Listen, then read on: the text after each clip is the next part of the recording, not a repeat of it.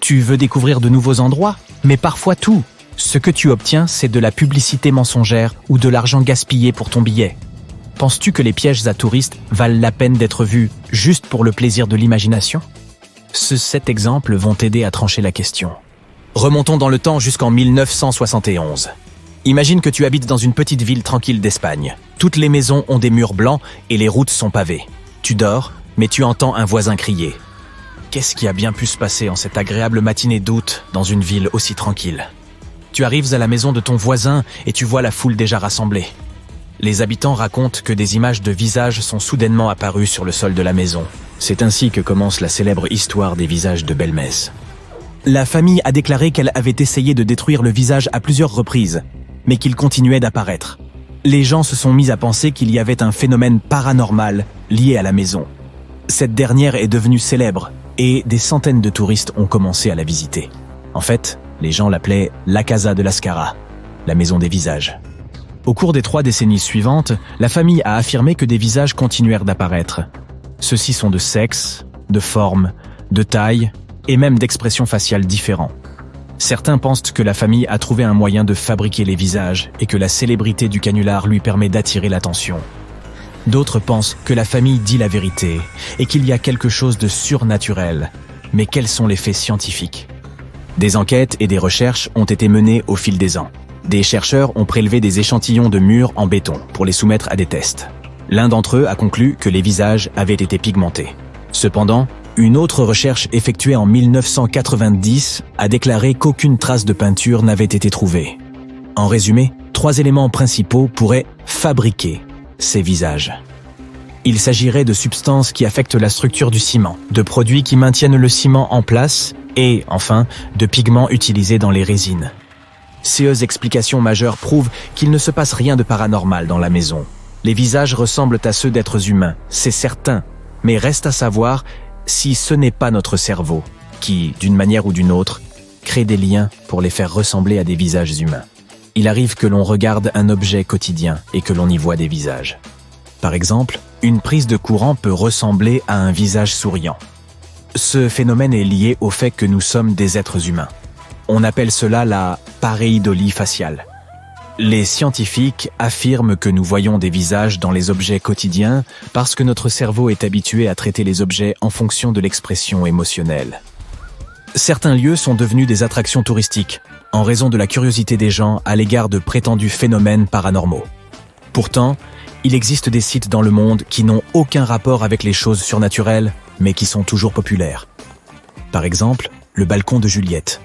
Ce balcon se trouve dans la ville italienne de Vérone. Depuis la petite place, on peut voir le balcon d'un vieil immeuble en briques. Est-ce vraiment le balcon de Juliette? Eh bien non. Tu sais, Juliette Capulet, alias Giulietta Capuletti, est un personnage de fiction. Supposons que tu sois un fan de Shakespeare et que tu veuilles voir à quoi ressemblerait l'endroit où Roméo et Juliette se regarderaient la nuit. Cet endroit est fait pour toi. De nombreuses personnes semblent aimer cette idée. Ce lieu fait partie des sites touristiques les plus visités de Vérone. C'est à toi de décider si tu veux voir ou ne pas voir cet endroit. Partons d'Italie pour le Sri Lanka. Oui, ce voyage va être long. Sur la côte sud du pays, les pêcheurs ont l'habitude de pêcher à l'aide d'échasses en bois, encastrées dans le fond marin. Ce système a été conçu par les habitants de la région et utilisé pendant de nombreuses années. Ils avaient accès à des eaux plus profondes sans avoir à se déplacer en bateau. Cependant, les pêcheurs ont dû abandonner ce mode de pêche après 2004 en raison d'une catastrophe naturelle. De nombreux pêcheurs sur pilotis ont dû se déplacer vers l'intérieur du pays pour trouver du travail. Alors comment se fait-il que les touristes voient encore des pêcheurs sur pilotis sur la côte sud du Sri Lanka? 16 personnes ne pêchent pas vraiment. Ils posent plutôt. Les touristes prennent des photos et, en retour, les pêcheurs reçoivent des pourboires. Si tu veux voir des pêcheurs utiliser cette méthode, tu as encore une chance. Quelques-uns d'entre eux pêchent avec des échasses sur les côtes les moins fréquentées. Le numéro 4 est le château de Bran, en Roumanie. Ce château est célèbre pour avoir abrité l'un des personnages les plus vivants de la littérature, le comte Dracula. La représentation du château dans le livre correspond parfaitement à l'apparence de celui-ci. Encore une fois, le Dracula de Bram Stoker est un personnage de fiction. Désolé de revenir sans cesse sur ce côté réaliste. Le château de Dracula décrit dans le livre est basé sur celui de Bran. D'après le site web du château, l'auteur n'a même pas visité la Roumanie. En revanche, il a fait des recherches là-dessus. Le château de Bran a des racines historiques et peut donner des raisons de le visiter. Ce château du XIVe siècle te fait penser que tout ce que tu as entendu sur les vampires est peut-être vrai. Il est entouré de magnifiques paysages naturels. Il regorge de vieilles pièces, de tunnels et bien plus encore. Peut-être pourras-tu placer le cercueil du comte Dracula dans une pièce de ton imagination. J'admets que cette attraction touristique a été créée avec beaucoup d'ingéniosité. Ici, les habitants ont décidé de transformer tout leur village en centre touristique. Et devine quoi? Ils ont réussi. En haute saison, des milliers de personnes visitent ce lieu. Je parle de Sleepy Hollow. Bien sûr, les visiteurs n'y croiseront pas de cavaliers sans tête, mais ils seront accueillis dans une atmosphère sinistre. L'idée de transformer Sleepy Hollow en une ville étrange pour les touristes est née au milieu des années 90. En 1883, la ville s'appelait North Tarrytown. Cependant, des centaines de personnes ont perdu leur emploi dans la ville. Ils ont cherché une solution et, au lieu de migrer vers un autre endroit, ils ont donné une nouvelle image à leur ville. La partie de cette voie ferrée est devenue célèbre grâce à un film épique. Le film Le pont de la rivière Kwai a été réalisé en 1957. Il a été tourné dans le cadre historique de la construction du chemin de fer Birman. Le pont qui s'y trouve est cependant une fausse attraction touristique. En réalité, le chemin de fer Birman n'a jamais traversé la rivière Kwai en Thaïlande. Il a plutôt traversé la rivière Mae Klong. Le pont dont il est question dans le film se trouvait en fait sur la rivière Kwai. Le film a connu un grand succès, tant auprès du public que des critiques. Les gens se sont donc mis à chercher le pont. Le gouvernement a saisi l'occasion et a pris une mesure simple. Il a rebaptisé la section de la rivière Mae Klong. Techniquement, l'emplacement du pont n'est pas le bon, mais il s'agit tout de même d'un site d'une grande importance historique. L'environnement est également merveilleusement beau et vaut vraiment la peine d'être visité.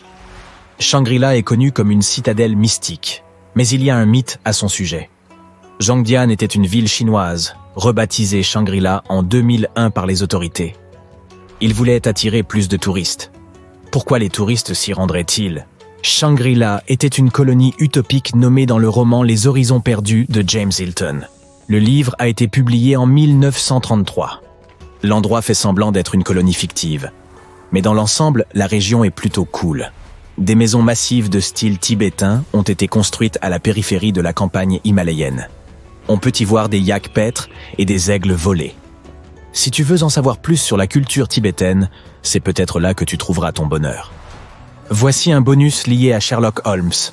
Il s'agit peut-être d'un mystère qu'il a laissé, ou bien il a simplement voulu nous induire en erreur.